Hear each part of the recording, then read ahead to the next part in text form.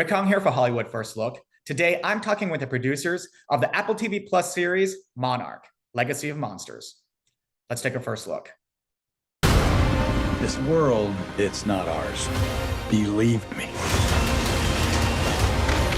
It is so much more vast than we could possibly imagine.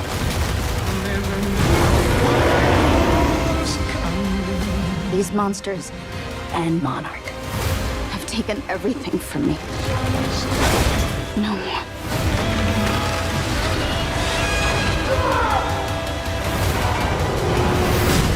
Chris and Matt, you guys are the co-creators of the show. I was wondering, is it exciting or is that daunting? It's even more exciting and daunting.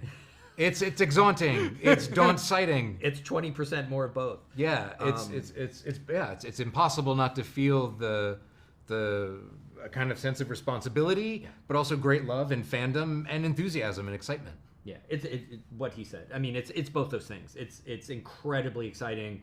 You know, we've been working on this project for years now, and so much of it is, you know, people think, there's the glamour and the excitement of Hollywood, but it's just a tremendous amount of work, and you sort of put your head down for years, and you just pound away at this, and and then when it finally is out for people like yourself to see, and then the response has been so positive, and people are so excited about it, and seem to have responded to it in a way that we hoped for. It's both exhilarating and terrifying.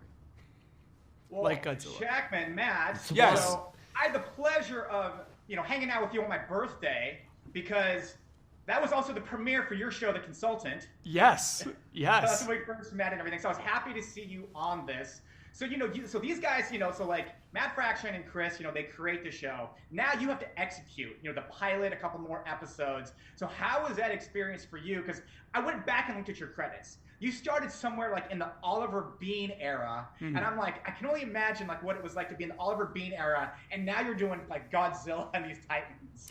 Yeah, I mean, it was a huge honor to be asked to be invited to this party. I think we're all huge Godzilla fans, going way back to watching the original Toho movies with my dad in California on the couch, playing with the plastic Toho Godzilla toy that I still have. I mean, he's definitely been a part of, of my life, my entire life. I can't imagine or remember a time where Godzilla wasn't there.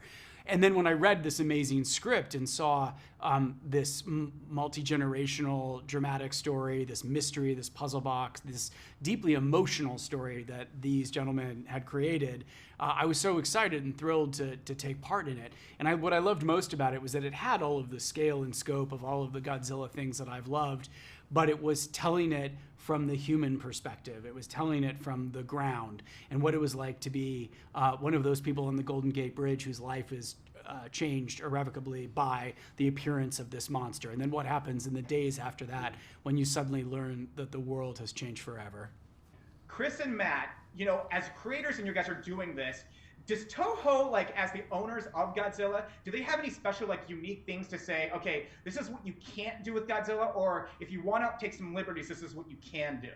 Or with the Titans in general? Not really. They were incredibly supportive, of us, and wonderful collaborative partners. I think they're thrilled that there's yet another outlet for their characters to be known and seen and loved around the world, and introduced to a whole new audience. They are very, and they refer to them as characters, not as monsters or creatures or kaiju. These are characters that they've created. They have histories and backstories and personalities, and there were times that where they are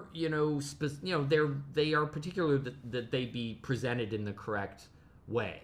But there were never any kind of, they actually at one point I think it sent us like a style guide of how exactly how Godzilla is supposed to look, like how many toes he has, how many dorsal spines he has, and stuff like that. So they are very protective of those characters, but at the same time they really put no limitations on us at all in what we could do with them and the story we could tell with them. And I think opened up what we could do by saying these are characters. They're not monsters. They're not natural disasters with faces. There are internal lives and logic they have that we don't know or understand. and that really kind of changed the nature of how we viewed them and approached them. They were great partners too, and we shot in Tokyo, and that was wonderful as Godzilla fans to be filming in the birthplace of Godzilla, to have scenes of people running down the street, running from Godzilla in the place where he was born. They welcomed us to the Toho studios. We got to have our pictures taken with the bronze statue of Godzilla out in front of Toho, and it's an amazing place. And just to be there, it's hallowed ground. Well, there's a moment in I think it's in 1. I think when the Titan alarm goes off and they're all running to the subway, and Kentaro and Emiko pick up Kate, and she's like, "What's going on? What's going on?" And Kyoko says, "It's Gojira," and it was like I kind of got chills. It was like it was like oh my god, I'm back in a classic Toho movie. Yeah.